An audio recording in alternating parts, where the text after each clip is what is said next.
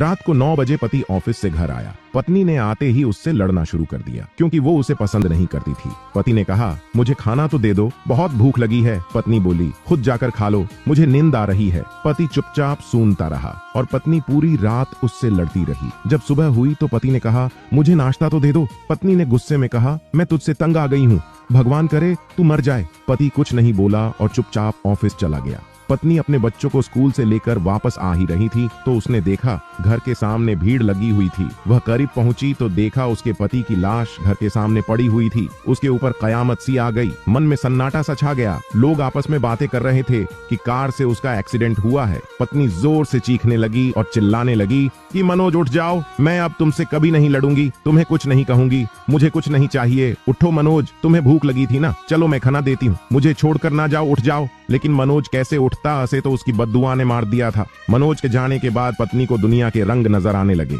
रिश्ते बदलते दिखने लगे। उसके अपने उससे मुंह मोड़ने लगे। दुनिया के लोग उसे गंदी नजरों से देखने लगे। फिर कुछ दिनों में उससे उसका घर भी छीन लिया गया। जो हिस्सा उसका बनता था सासुराल वालों ने उसे दे दिया। पति के मरने के बाद उसे एहसास हुआ कि पति जैसा भी हो, चाहे पसंद का हो या नापसंद का, लेकिन औरत के सर का ताज होता है। अगर सहमत है तो यस लिखे।